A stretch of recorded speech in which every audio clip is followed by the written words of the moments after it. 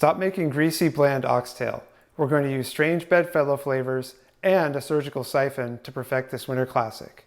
Let's fix it. Going to start off with about 4 pounds of oxtail.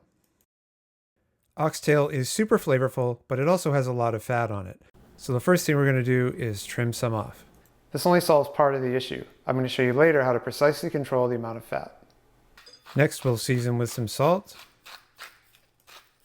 And of course, some pepper. You want to turn on the Instant Pot to the high temperature sear, add some avocado oil, and then when it's ready, go ahead and add the oxtail.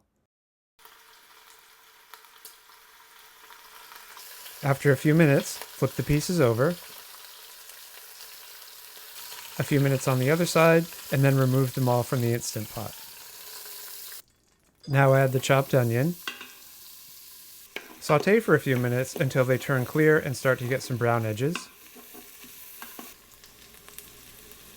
Add some tomato paste,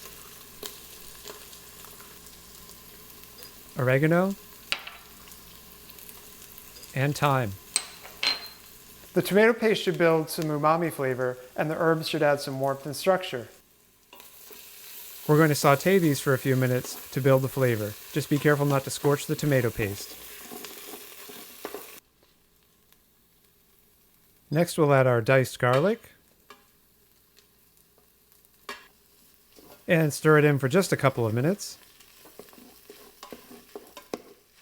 Here come the bay leaves. Bay leaves, corner pocket.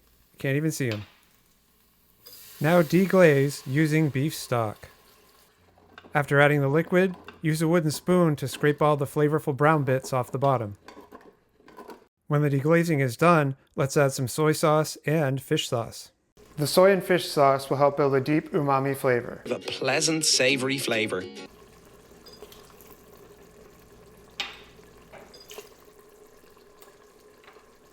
And cayenne pepper will lift the flavor of the oxtail so it doesn't seem too heavy. And we'll finish rounding out the flavors by adding some balsamic. One final stir.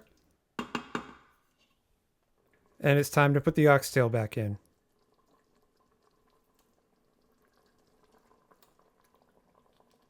Make sure you get all of the big pieces submerged.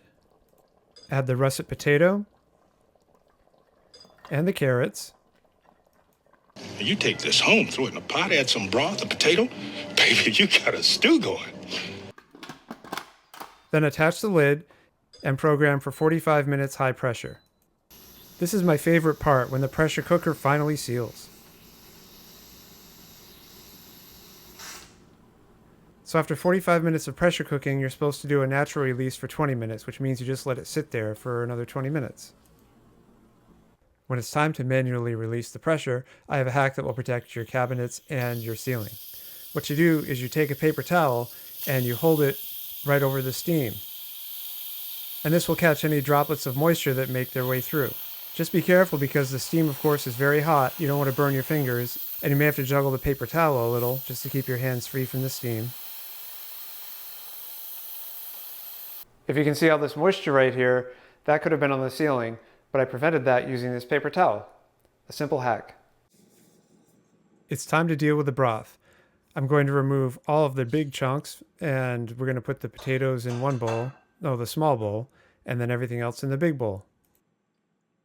We're separating the potatoes out because they're going to be crucial in thickening up the broth. Be careful picking up the oxtail pieces. The meat will try to fall off. And for a nice presentation, you want to have the meat still in the bone. I'm going to use this baster to customize the fat level, then I'll use potatoes to thicken the liquid. See all of that clear liquid on top? That's mostly fat.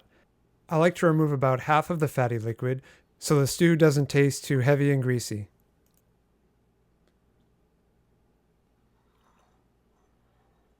Here's what I removed after 4 passes with the baster.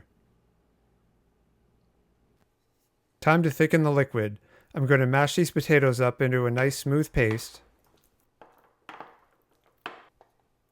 And that potato paste goes right into the liquid. And we'll stir it in. And we'll put the Instant Pot back on sauté and simmer the liquid for a little bit until it gets nice and thick.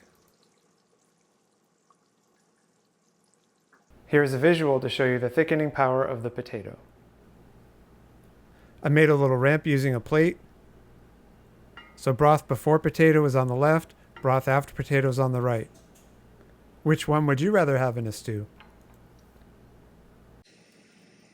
Now that the liquids are nice and thick, I'm putting the solids back into the stew.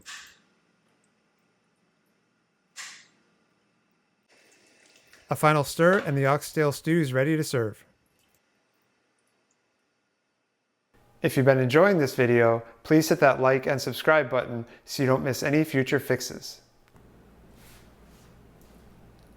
It's time for a taste test. But first, let's take a look and see how we did. Does it come off the bone?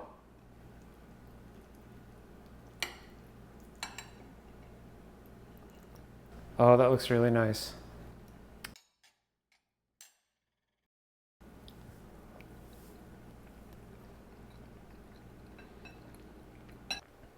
That is so good. Such a well-balanced bite.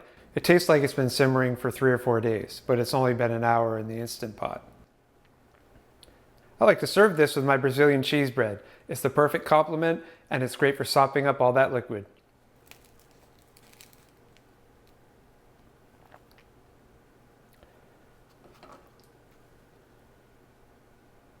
I hope you try making this oxtail stew recipe and let me know how it turns out in the comments. Thanks for watching.